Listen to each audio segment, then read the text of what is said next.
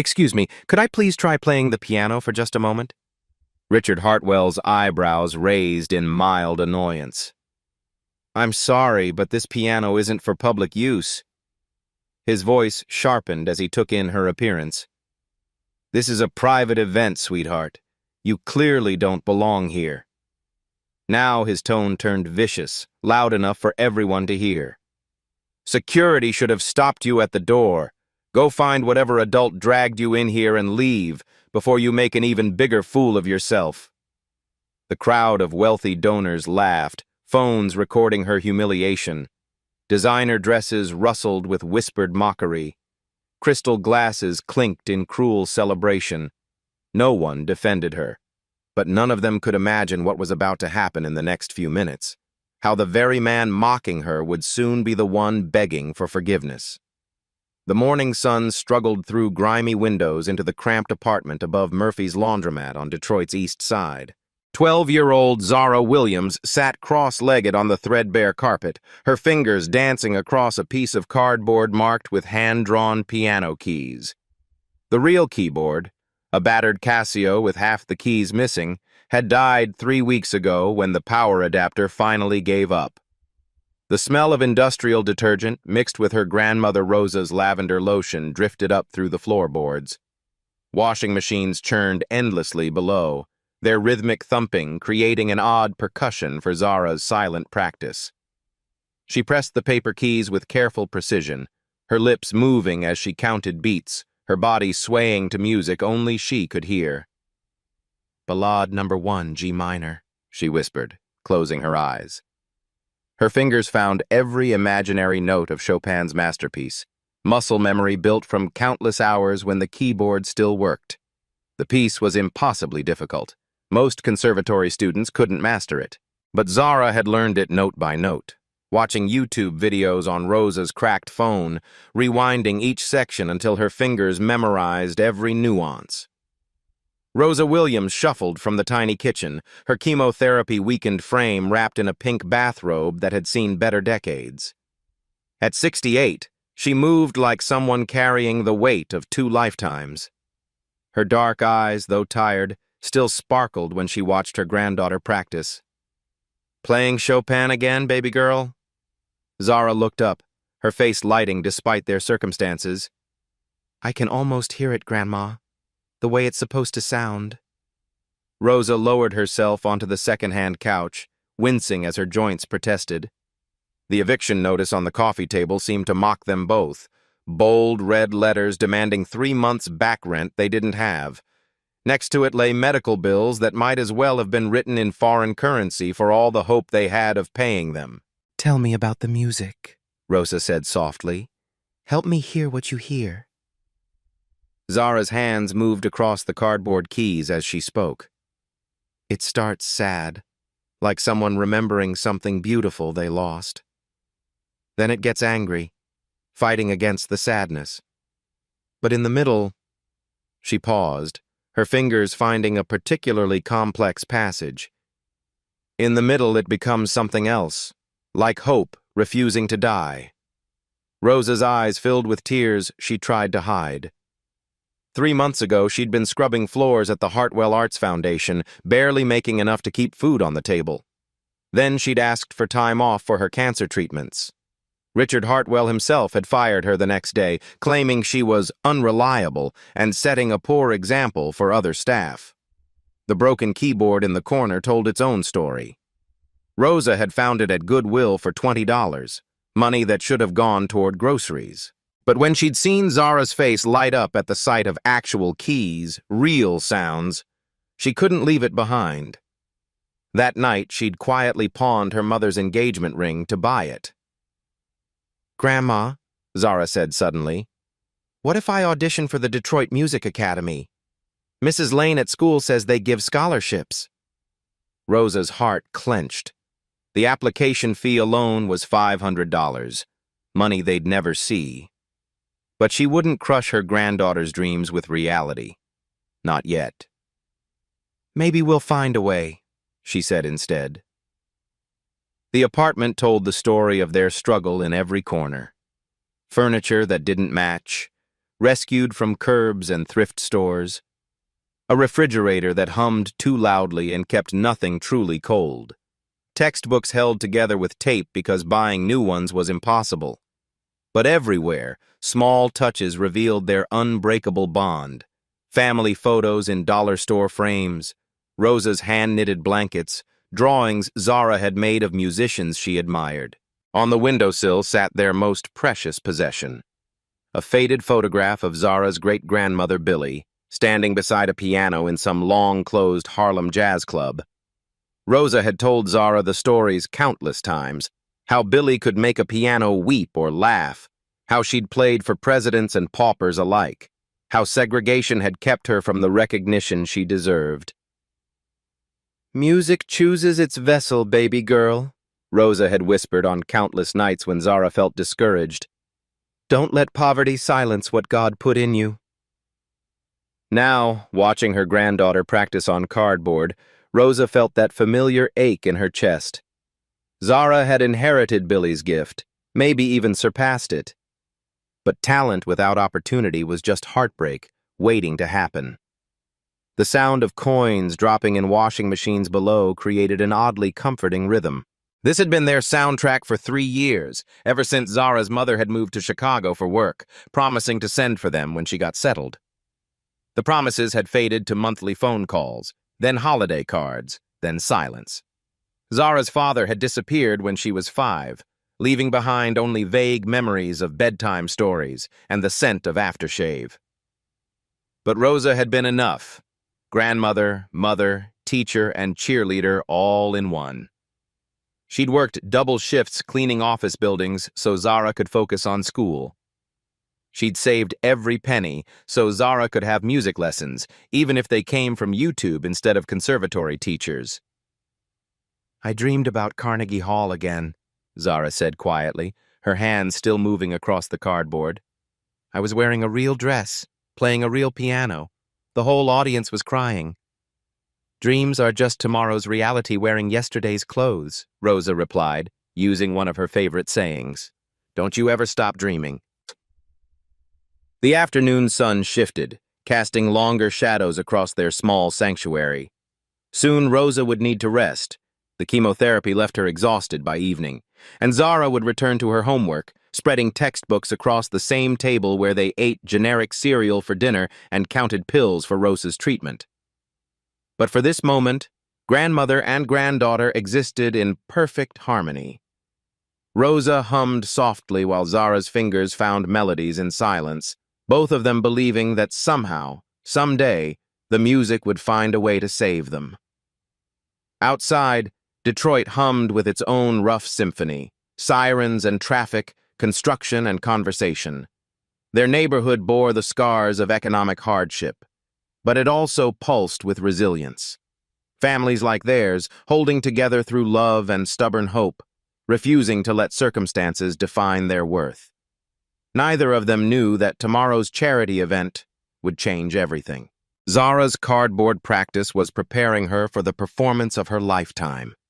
That Rosa's faith in her granddaughter's gift would finally be vindicated in the most spectacular way imaginable. For now, they simply existed in their small bubble of love and music, where dreams lived on borrowed time and talent waited patiently for its moment to shine. Richard Hartwell moved through the marble corridors of his arts foundation like a king surveying his domain. At 58, he had perfected the art of commanding attention without saying a word. His charcoal Armani suit cost more than most people's monthly salary. Sterling silver cufflinks caught the crystal chandelier light as he adjusted them with practiced precision. The Hartwell Arts Foundation's annual gala represented everything he had built: wealth, influence, and the intoxicating power of controlling other people's dreams. Tonight's fundraiser promised to raise over $2 million, money that would flow through carefully selected programs designed to enhance his reputation. "Mr. Hartwell, the Times photographer is here," his assistant Miranda whispered, clutching her tablet like armor. She had learned to anticipate his moods, to speak only when spoken to disappear when his temper flared. "Good." Make sure they capture me with the scholarship recipients. I want to look generous, not condescending. Behind him trailed his usual entourage, lawyer James Morrison, whose job was ensuring every donation came with maximum tax benefits. Society photographer Catherine Wells paid handsomely to document his benevolence. And Foundation Director Dr. Elizabeth Vaughn, whose Harvard credentials lent academic weight to his initiatives. The Great Hall buzzed with Detroit's elite. Auto executives mingled with tech entrepreneurs. Old money families traded gossip with new money climbers. Everyone here belonged to a world where access required approval, where Richard Hartwell served as gatekeeper and judge. He paused before a wall displaying scholarship recipients' photographs. Young faces smiled back, carefully selected students whose success stories made compelling fundraising materials, each chosen not just for talent, but for their ability to represent his mission without challenging fundamental assumptions. "Sir," James approached with reports, "the scholarship committee recommends the usual profile, middle-class students with strong academics and minimal financial need." Richard nodded approvingly. True poverty was messy, unpredictable. These children came with complications: unstable housing, family crises, chaos that reflected poorly on institutional photographs. Better to help those already halfway to success. His philosophy had crystallized over business decades. People were investments. Some carried inherent value: proper breeding, stable families, social connections. Others were liabilities waiting to happen. His job was maximizing returns while minimizing risks. "Could you pose with the Steinway?" Catherine positioned her camera strategically. "The lighting is perfect." He moved toward the magnificent piano dominating the hall's center. The 1970 Steinway Model D had cost $300,000, but it served its purpose beautifully. Guests always commented on its elegance, its pristine condition, the way it symbolized the Foundation's commitment to excellence. As he approached, his expression darkened. A small figure sat on the bench, fingers hovering over keys without touching them. The girl wore thrift store clothes, a faded dress that might have been blue once, scuffed sneakers with duct tape holding the sole to the shoe. "Excuse me." His voice carried the authority of someone unaccustomed to being ignored. "This piano is not for public use." The girl turned. Richard's irritation deepened. She was perhaps 12, obviously black, obviously poor. Her presence violated every unspoken rule of his carefully curated event. "I'm sorry," she said quietly. "I just wanted to see it up close." Something about her voice nagged at him. Then recognition struck. This was Rosa Williams's granddaughter, the cleaning woman he'd fired for requesting cancer treatment time off. Rosa had argued with him, claimed she had rights, threatened to contact a lawyer she couldn't afford. A slow smile spread across Richard's face. The universe had provided a perfect opportunity to reinforce important lessons. "Well, well," he said, voice carrying across the hall. "If it isn't little Zara Williams, I remember you." Conversations faded as heads turned toward the piano. Richard felt the familiar thrill of controlling a room's attention. This unexpected encounter could serve multiple purposes: entertainment for guests, a teachable moment about knowing one's place, and a reminder why his foundation maintained such careful standards. "Your grandmother used to work here," he continued, ensuring his words reached every corner, before she decided her personal problems were more important than professional responsibilities. The girl's shoulders tensed, but she didn't respond. Her silence fueled his confidence. Miranda shifted uncomfortably, recognizing the dangerous gleam in her boss's eyes. Catherine raised her camera, sensing a story unfolding. James checked his phone, already crafting justifying narratives. "Tell me, Zara." Richard savored the girl's obvious discomfort. "What brings you to an event so clearly above your station? Surely you understand this gathering is for people who've earned their place in society." The crowd formed a loose circle, phones emerging from designer purses. This impromptu entertainment was far more interesting than boring donation speeches. Richard felt the familiar rush of absolute power. In his world, he decided who belonged and who didn't, who deserved opportunities and who needed to learn limitations. Tonight, he would provide this girl, and anyone watching, with a lesson they'd never forget. The stage was perfectly set for what would come next. The crystal chandeliers seemed to dim as every conversation in the grand hall gradually died away. 200 of Detroit's most influential citizens formed a widening circle around the Steinway piano, their champagne glasses frozen halfway to their lips. The only sounds were the soft whisper of designer fabric and the distant hum of air conditioning. Richard Hartwell stepped closer to Zara, his polished Italian leather shoes clicking against the marble with deliberate authority. Each step was calculated to build tension, to remind everyone present exactly who controlled this room and everything in it. "Ladies and gentlemen," his voice boomed across the hall with practiced theatrical flair. "It seems we have an unexpected guest tonight. Young Zara here appears to believe she belongs among Detroit's cultural elite."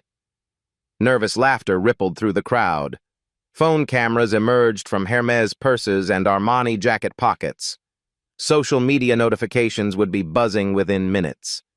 The city's power brokers leaned forward, sensing drama unfolding before their eyes. Zara remained motionless on the piano bench, her small frame dwarfed by the massive instrument. Her grandmother Rosa had taught her to be invisible in spaces like this, to clean quietly around important people without drawing attention. But there was nowhere to hide now. "This magnificent Steinway," Richard continued, running his manicured fingers along the piano's polished surface, "represents everything our foundation stands for: excellence, precision, standards." His eyes fixed on Zara with predatory intensity. "Standards that some people simply cannot meet." Miranda clutched her tablet tighter, her knuckles white with tension. She had seen her boss destroy people before, always with the same calculated cruelty disguised as moral instruction. Dr. Vaughn studied the floor, unwilling to meet anyone's gaze. James Morrison smiled slightly, already crafting the press release that would frame this encounter as educational outreach. "But I'm feeling generous tonight." Richard's voice took on a mock-charitable tone that made several guests shift uncomfortably. "Tell you what, Zara, since you seem so fascinated by this piano, why don't you play something for our distinguished guests?" The suggestion hung in the air like poison gas. Zara's hands trembled as she gripped the edge of the bench.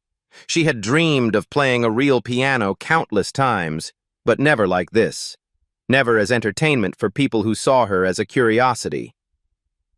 "Play this piano like you mean it," Richard's voice grew louder, ensuring every guest could hear clearly. "And if you can move even one person in this room, truly move them, I'll personally fund your entire education." Murmurs of surprise swept through the crowd. Several guests exchanged glances, uncertain whether to be impressed by the offer or horrified by the spectacle. "But when you fail," Richard's tone hardened like steel, "when you prove that talent requires more than wishful thinking, I want you to admit something. Admit that dreams without pedigree are just delusions. Admit that your grandmother's faith in you was nothing but misplaced hope." The cruelty of his words hit Zara like a physical blow. Around the circle, guests began to fidget. Some looked genuinely uncomfortable with the public humiliation unfolding before them, but none spoke up. This was Richard Hartwell's domain, and challenging him meant risking their own social standing. "In fact," Richard pressed his advantage, savoring the girl's obvious distress, "play this piano and prove you're not completely worthless, and I'll adopt you myself. God knows you need saving from whatever situation you crawled out of." Gasps echoed through the hall. Even by Richard's standards, this was breathtakingly cruel. Catherine's camera clicked rapidly, capturing every moment of the girl's humiliation for posterity. Zara felt the weight of 200 stares pressing down on her shoulders. Every face in the circle belonged to someone who could change her life with a phone call, someone who controlled opportunities she could only dream about. They watched her struggle with the detached interest of spectators at a gladiator match. "What do you say, little girl?" Richard leaned down, his voice dropping to a theatrical whisper that somehow carried to every corner of the hall. "Ready to prove your grandmother's investment was worth something? Or will you run back to whatever hovel you came from?" The piano bench felt like it was burning beneath her. Zara's throat was so tight she could barely breathe. Part of her wanted to flee, to escape this nightmare of public humiliation and never look back. These people would forget her by tomorrow, moving on to their next entertainment. But something deeper stirred in her chest. She thought of Rosa, fighting cancer while working double shifts to pay for Zara's music lessons. She thought of great-grandmother Billy, playing jazz in Harlem clubs where talent meant more than skin color. She thought of all the hours spent practicing on cardboard keys, preparing for a moment that might never come. "Do you dare?" Richard's voice rose to a crescendo. "If you dare, can you actually pull it off? Or will you prove once and for all that some people simply don't belong in places like this?" The challenge hung in the perfumed air like a blade waiting to fall. 200 hearts beat in anticipation. 200 phones recorded every second. And one 12-year-old girl sat at a piano worth more than her family's entire life, facing the most important decision she would ever make. The silence stretched like a taut wire ready to snap. Zara's heart hammered against her ribs as 200 pairs of eyes bore into her. The weight of their stares pressed her down into the piano bench until she thought she might disappear entirely. Richard Hartwell's cruel smile widened as he watched her struggle. He had seen this moment countless times, the instant when people realized they were drowning in waters too deep. Soon she would mumble an excuse and flee, providing his guests with satisfying entertainment. But then Zara closed her eyes. In the darkness, she heard Rosa's voice from that morning. "Music chooses its vessel, baby girl. Don't let poverty silence what God put in you." She remembered Rosa's stories about great-grandmother Billy, who played in Harlem clubs where talent commanded respect, even when the world refused to see her worth. "Our music lives in our blood," Rosa always whispered during cardboard practice sessions. "It doesn't care about your address or bank account. It only cares about your soul." Zara's breathing slowly steadied. She thought of Rosa counting pills and medical bills with fingers roughened by decades of cleaning. She thought of the eviction notice, the broken keyboard, the scholarship fee they could never afford. What did she have to lose that hadn't already been taken? Her eyes opened. Something fundamental had changed. Her spine straightened against the piano bench. Her chin lifted with quiet determination. The trembling in her hands stilled into perfect calm. She turned to face Richard Hartwell directly, her young voice carrying clearly across the hushed hall. "Mr. Hartwell, I'll play." The words came out steady and sure. "But when I'm done, you'll understand why my grandmother never needed your validation." A ripple of surprise swept through the crowd. This wasn't the cowering retreat they had expected. Several guests leaned forward, suddenly interested in something more than social gossip. Miranda's eyes widened behind her tablet. Dr. Vaughn looked up from the floor for the first time all evening. Even James Morrison stopped checking his phone, sensing something unexpected about to unfold. Richard's confident smile faltered before reasserting itself. "How delightful. I do enjoy watching people learn important lessons about their limitations." But Zara was no longer listening. She had turned back to the piano, small hands hovering over pristine ivory keys. For 12 years, she had dreamed of this moment. Not the cruel circumstances, but the chance to let her music speak when words failed. The Steinway waited beneath her fingers like a sleeping giant, holding within its strings the power to transform everything. In the hushed expectation of the grand hall, with cameras recording and reputations hanging in balance, One small girl prepared to show the world what courage sounded like. Sometimes the most powerful weapon isn't money or status. It's simply the courage to show who you really are when everything is at stake. Zara's fingers touched the keys, and the world held its breath. The first notes of Chopin's Ballade No. 1 in G minor emerged like whispered secrets, tentative and fragile.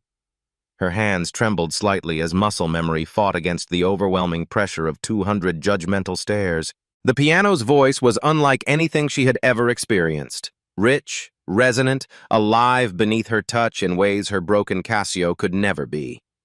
Each key responded with perfect weight and balance, the Steinway's legendary craftsmanship revealing itself through her inexperienced but devoted fingers. Richard Hartwell checked his Rolex with theatrical impatience, his smirk growing wider as the opening phrases wavered. Around the circle, guests shifted restlessly in their designer shoes and tailored suits. Some had already returned to checking their phones, assuming the spectacle would end quickly with the girl's inevitable failure. Dr. Vaughn examined her manicured nails with studied indifference. James Morrison typed rapid notes on his phone, already crafting tomorrow's damage control narrative about the evening's unfortunate incident. "Poor child," whispered Mrs. Wellington to her husband, her diamond earrings catching the chandelier light. "This is almost cruel to watch. Someone should stop this before it becomes completely humiliating." Her husband nodded absently, already thinking about tomorrow's golf appointment. The other guests murmured similar sentiments, polite expressions of concern that barely masked their anticipation of watching someone fail so publicly and completely. But then, something began to change. Zara's posture straightened as the melody found its footing. Her shoulders relaxed despite the pressure, her breathing deepened into the rhythm Rosa had taught her, and the tentative notes grew stronger with each passing measure. The opening theme of the ballade, Chopin's meditation on longing and loss, began to fill the marble hall with surprising authority. The uncertainty that had marked her first moments vanished, replaced by something much more dangerous, confidence born from years of silent practice and unshakable belief. Miranda lowered her tablet, drawn in despite her professional obligation to document her boss's triumph. The music wasn't just technically correct. It was speaking in a language she hadn't heard since childhood piano lessons with her grandmother. Each phrase carried emotional weight that seemed impossible from someone so young, so obviously disadvantaged. The notes weren't merely being played. They were being lived, breathed, felt, with an intensity that made the very air seem to vibrate with meaning. Is she actually?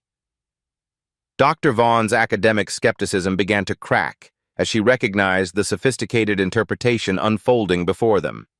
This wasn't the fumbling of an amateur struggling with material beyond her comprehension. This was artistry announcing itself to a world that had refused to listen, talent demanding recognition regardless of its humble origins. 30 seconds in, and the crowd's restless energy started to shift like a tide changing direction. Conversations died mid-sentence as Ballade's narrative began to unfold with unexpected sophistication. Phone cameras that had been recording for social media mockery suddenly became serious documentation of something none of them had expected to witness. The guests found themselves leaning forward unconsciously, no longer watching a public humiliation, but witnessing something they couldn't quite name yet, but knew was important. Zara's interpretation revealed layers that most conservatory students never discovered in years of formal study. Where technique should have been mechanical and careful, it flowed like water over stones, natural and inevitable. Where emotion could have been manufactured for effect, it poured from some deep well of authentic experience, lived rather than studied. Each phrase spoke of Rosa's quiet strength in the face of cancer and poverty, of dreams deferred but never abandoned, of love persisting through circumstances that would have broken lesser spirits. Judge Morrison found himself remembering his own childhood piano lessons, abandoned when law school demanded his complete attention and childhood dreams seemed like luxuries he couldn't afford. The music awakened something in him he thought had died decades ago, the pure, uncomplicated joy of beautiful sound created by human hands and heart, working in perfect harmony, unmarked by commercial considerations or social expectations. Richard's smirk began to waver like a candle in an unexpected wind. This wasn't the embarrassing failure he had orchestrated for his guests' amusement and his own ego gratification. The girl was actually playing, not just correctly, but with a sophistication and emotional depth that made his own foundation's carefully selected scholarship recipients sound like beginners reading sheet music for the first time, technically proficient but artistically vacant. 1 minute in, and the room had transformed completely from a social gathering into something approaching a religious experience. The ballade's more complex passages emerged with crystalline clarity that defied physics and logic. Zara's small hands moved across the keyboard with impossible grace, finding every note of Chopin's intricate architecture while somehow making it look effortless, as natural as breathing. Her cheap dress and worn sneakers became irrelevant details as the music revealed the true artist within, stripping away external circumstances to expose pure talent in its most powerful form. "My God," breathed Maestro Giuliani, who had been conducting the Detroit Symphony for 3 decades and thought he had heard everything the classical repertoire could offer. "She's not just playing the notes, she's rewriting them, finding meanings that the composers themselves might not have known were there." He pushed through the crowd with growing urgency, his trained ear recognizing something extraordinary happening in real time. Catherine's camera clicked rapidly, her professional instincts screaming that she was documenting a moment that would define careers, change lives, possibly reshape how the entire city thought about talent and opportunity and the places where genius could be found. This wasn't just a talented child playing piano. This was raw genius announcing itself to a world that had tried to silence it through prejudice and economic barriers. The technical demands of the piece would challenge graduate students at Juilliard, conservatory-trained musicians who had spent years perfecting their technique under the guidance of world-class instructors. But Zara navigated them as if she had been born for this moment, as if Chopin himself was guiding her fingers across keys he had never touched, but would have recognized as perfectly suited to his musical vision. Her interpretation began to incorporate subtle jazz influences that shouldn't have worked, but created something entirely new and beautiful. Echoes of great-grandmother Billy's Harlem legacy wove through Chopin's classical structure like golden threads through expensive fabric, creating a musical conversation across generations and genres that created its own vocabulary of beauty and meaning. "She's channeling something," whispered Catherine to no one in particular, her camera capturing every nuance of a performance that was becoming historic with each passing measure. "This isn't performance in any traditional sense. This is possession, communication with something beyond normal human experience."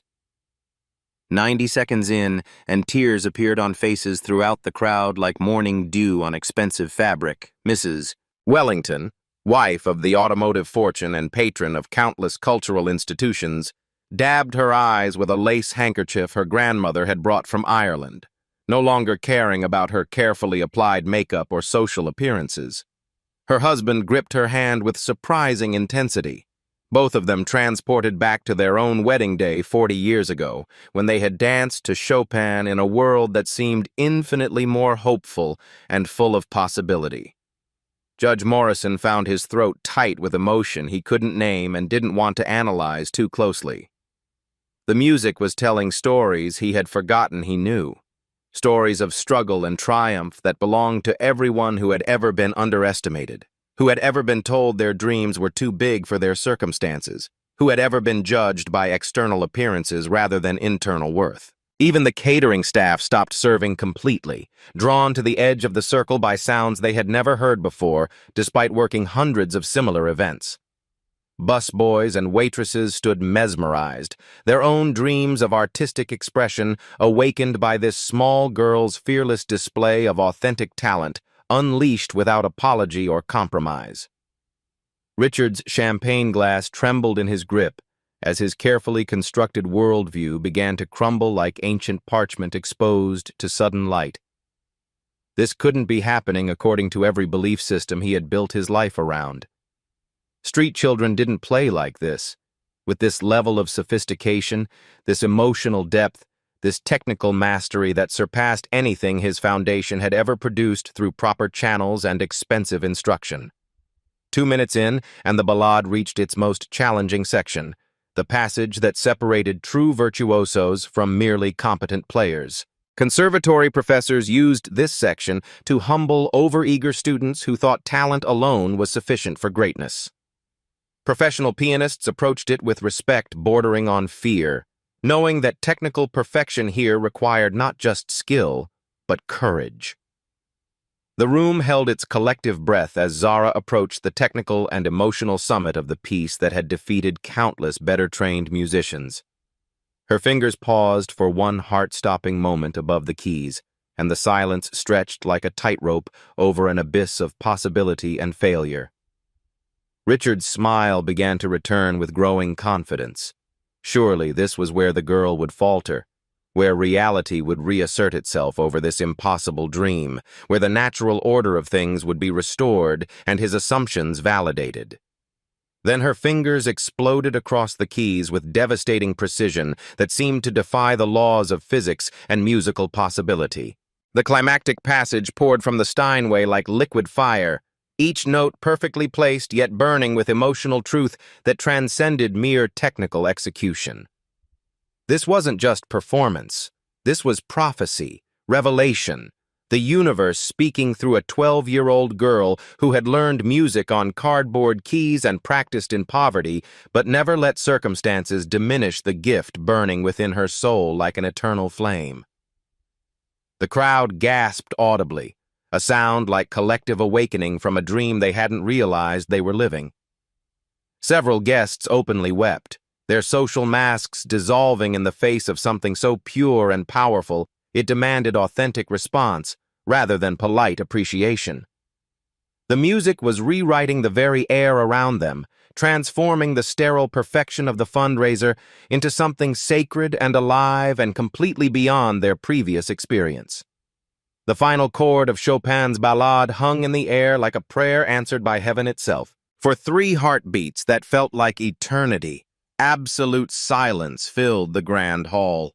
200 souls stood frozen in the aftermath of witnessing something that had fundamentally changed them, something that would replay in their minds for years to come.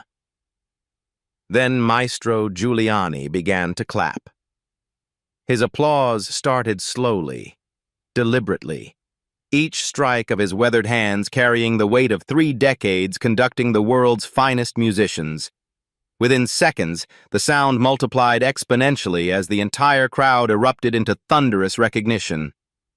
This wasn't the polite appreciation of social obligation. This was the raw, desperate applause of people who had just witnessed a miracle and needed to express something their vocabulary couldn't contain. The standing ovation built like a tsunami of sound. Crystal chandeliers seemed to vibrate with the force of 200 people clapping, cheering, wiping away tears they hadn't realized they were shedding.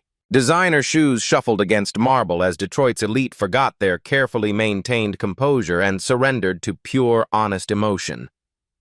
Magnificent!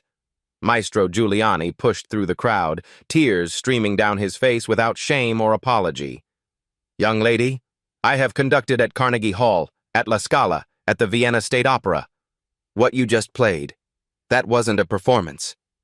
That was a prophecy. Mrs. Wellington clutched her husband's arm, her voice breaking with emotion. In 40 years of attending concerts, I have never heard anything like that. She didn't just play the music. She became one. Richard Hartwell stood paralyzed in the center of the chaos, his face cycling through disbelief, recognition, and something approaching horror. The champagne glass lay shattered at his feet, forgotten fragments reflecting the overhead lights like his broken assumptions about worth and talent. His mouth opened and closed soundlessly, as if his brain couldn't process commands for speech. Zara remained seated at the piano bench, her small hands still resting on the keys, scarcely believing what had just erupted around her. The Steinway felt warm beneath her fingers, as if it too had been transformed by their musical conversation. For 12 years, she had dreamed of this recognition, but the reality overwhelmed every fantasy. Phone cameras flashed frantically as social media exploded with footage of the performance. Within minutes, #DetroitPianoGirl was trending across platforms as videos spread through networks of people who understood they had just witnessed something historic. "Sir?" Miranda approached Richard with visible concern, her tablet forgotten in her hands. "Sir? Are you all right?" Richard's eyes remained fixed on Zara, watching as Maestro Giuliani knelt beside the piano bench to speak with her at eye level. The man who had built an empire by judging people's worth was confronting the complete collapse of his judgment system. Dr. Vaughn pushed through the crowd, her academic reserve completely abandoned. "This child needs proper training immediately. We're looking at once-in-a-generation talent here, perhaps once in a century." Catherine's camera clicked rapidly, capturing every moment of the transformation happening in real time. "This is going to be on the front page of every major publication in the country," she said breathlessly. "Hell, this is going international." James Morrison stood slack-jawed, his legal mind struggling to process the implications of what his boss had just orchestrated. The public humiliation had backfired so spectacularly that damage control seemed impossible. Worse, it had been filmed by dozens of phones and would live forever on the internet. The crowd began to surge toward Zara, but Maestro Giuliani held up his hands protectively. "Please, give her space. She needs a moment to process what just happened." Rosa Williams appeared at the edge of the circle, having watched the entire performance from the lobby doorway. Her face glowed with pride so intense it seemed to light the room. She had known this moment would come someday, not the cruel circumstances, but the recognition her granddaughter deserved. Finally, Richard found his voice. He stepped forward through the parting crowd, his usual commanding presence reduced to something small and uncertain. The man who moments before had held absolute social power now approached a 12-year-old girl like a supplicant seeking forgiveness. He began, then stopped, his throat constricting with unfamiliar emotions. "I owe you an apology." Zara stood slowly, smoothing her simple dress with dignity that made her worn clothes seem irrelevant. She looked directly at Richard Hartwell, meeting his eyes with quiet strength that belonged to someone far older than 12. "Mr. Hartwell," she said, her voice carrying clearly across the hushed crowd, "music doesn't need your money to exist. But maybe your money needs music to mean something." The mic drop moment hung in the perfumed air like a blade of truth cutting through decades of pretension. The crowd fell silent again, recognizing the perfect precision of her response. She had turned his own cruelty into wisdom, his humiliation into education, his power into irrelevance. Richard's face crumpled as the full weight of his actions crashed over him. This child, this extraordinary gifted child, had just shown him what he had become in his pursuit of wealth and status, and she had done it with grace he didn't deserve. The transformation that followed happened so quickly it seemed like magic, but it was the kind of magic that only truth can create when it finally breaks through years of willful blindness. Maestro Giuliani was the first to step forward with concrete action. His weathered hands shook slightly as he reached into his jacket pocket and withdrew a business card, but his voice carried absolute certainty. "Miss Williams, the Detroit Music Academy has a full scholarship program that I personally oversee. Consider yourself our newest recipient, effective immediately." A gasp rippled through the crowd. The Detroit Music Academy was legendary, a pipeline to Juilliard, Curtis, the world's most prestigious conservatories. Students waited years for audition opportunities that Zara had just earned with 4 minutes of transcendent music. "Furthermore," Maestro Giuliani continued, his voice growing stronger with each word, "I will personally arrange for you to study with Professor Helena Kozlova at the University of Michigan. She trained under Rubinstein himself and has been searching for a student worthy of her time. Catherine Wells lowered her camera, her professional instincts recognizing a story that would define her career. Miss Williams, Metropolitan Arts Magazine wants to feature you on our cover. This performance, this moment, the world needs to see it. She glanced meaningfully at Richard, who still stood frozen in the wreckage of his assumptions. And the world needs to understand how close we came to losing you to ignorance. Dr. Vaughn approached with academic urgency, her previous dismissiveness transformed into passionate advocacy. The foundation must establish an emergency fund for situations exactly like this. How many other children like Zara are practicing on cardboard keyboards while we waste resources on students who already have every advantage? But it was Miranda who provided the most immediate relief. Richard's assistant approached Rosa Williams with quiet dignity, speaking in a voice low enough that only grandmother and granddaughter could hear. Mrs. Williams, Mr. Hartwell's personal account will cover your medical expenses, your rent, and anything else your family needs. This is not charity. This is justice. She pressed an envelope into Rosa's trembling hands. Inside, a check for $50,000 and a letter offering Rosa her job back with a promotion to program coordinator and a salary that would ensure the family never faced eviction again. Rosa's eyes filled with tears as she read. 3 months ago, she had been fired for the audacity of requesting time off for cancer treatment. Now she was being offered dignity, security, and the chance to help other families navigate the system that had nearly destroyed hers. There's more, Miranda continued softly. Mr. Hartwell wants to establish the Billy Williams Memorial Foundation, honoring your grandmother's musical legacy. It will provide instruments, lessons, and scholarships specifically for children from disadvantaged backgrounds. The crowd pressed closer, drawn by the scent of redemption and transformation. Wealthy donors who had arrived expecting a pleasant evening of tax-deductible self-congratulation found themselves witnessing something that would change how they thought about talent, worth, and their own responsibilities to the community. Mrs. Wellington approached with her husband, both of them visibly moved beyond their usual social composure. Young lady, my family foundation would like to endow a music program in Detroit's public schools. Every child deserves the chance to discover what you've shown us tonight. Judge Morrison, his legal mind already working through possibilities, stepped forward with characteristic precision. Miss Williams, if you're interested in pursuing legal action regarding tonight's treatment, or if you need advocacy and educational placement, my firm would be honored to represent you pro bono. But perhaps the most meaningful moment came when a group of the catering staff, busboys, waitresses, security guards, formed their own small circle around Zara.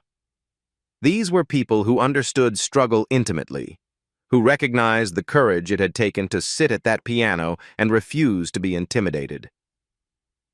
You showed them, whispered Maria, a waitress who had been cleaning these events for 15 years. You showed all of them that we matter too.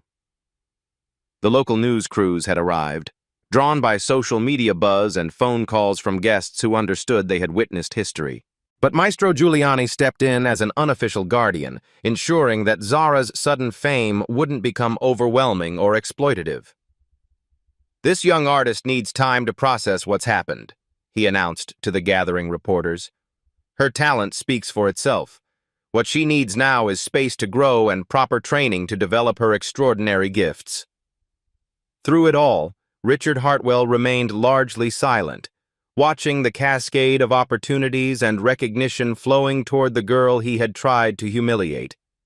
Each offer, each expression of support, each promise of a better future served as another reminder of how catastrophically wrong he had been. The evening that had begun as another routine fundraiser had become something unprecedented, a complete inversion of power that left Detroit's elite scrambling to align themselves with justice instead of privilege, with talent instead of pedigree, with truth instead of comfortable assumptions. As the formal event wound down and guests began to leave, many stopped to shake Zara's hand, to offer their own small contributions to her future, to promise that her story would be shared and her talent protected. The girl who had entered as an unwanted intruder was leaving as the guest of honor, surrounded by people who finally understood what they had almost lost to their own blindness. But the most important transformation was yet to come. 3 months later, Zara Williams stood on the stage of Carnegie Hall, her fingers poised above another magnificent Steinway. The black concert dress, a gift from Mrs. Wellington, transformed her into the artist she had always been inside. But tonight, she played not as the girl who had shocked Detroit society, but as the scholarship student at the Detroit Music Academy, whose talent had opened doors across the musical world. In the audience sat Rosa, cancer-free and glowing with health that proper medical care had made possible. Beside her, Richard Hartwell watched with tears streaming down his face. A man fundamentally changed by one child's courage to show her true self when everything was at stake. The Billy Williams Memorial Foundation had already placed instruments in 50 Detroit schools. Cardboard keyboards were being replaced with real pianos, real opportunities, real hope. Children who had never imagined touching a quality instrument were discovering gifts they didn't know they possessed. But perhaps the most profound change wasn't in the music programs or scholarship funds or newspaper headlines. It was in the way people looked at each other now. With curiosity instead of judgment. With possibility instead of prejudice. With recognition that extraordinary talent could emerge from the most unexpected places. Zara's story had traveled far beyond Detroit. Videos of her performance had been viewed millions of times across the globe, inspiring countless others who had been told their dreams were too big for their circumstances. Letters poured in from young musicians practicing in poverty, from parents working multiple jobs to support their children's artistic aspirations, from adults who had given up on dreams and were finding courage to try again. Talent doesn't recognize zip codes, bank accounts, or bloodlines, Rosa had said in her speech at the Foundation's inaugural gala. It lives in the most unexpected places, waiting for one brave moment to change everything. The truth was both simpler and more complex than anyone had imagined. Genius didn't require perfect circumstances, it required recognition, opportunity, and the courage to persist when the world said no. Zara's 4 minutes at the piano had proven that greatness existed everywhere, hidden behind assumptions and barriers that could crumble in an instant when confronted with undeniable truth. Tonight, as Chopin's ballad filled Carnegie Hall with the same emotional power that had transformed a Detroit fundraiser, the audience wept for different reasons. Not shock at unexpected talent, but joy at witnessing a gift fully realized, properly nurtured, given the stage it always deserved. When was the last time you looked beyond someone's circumstances to see their potential?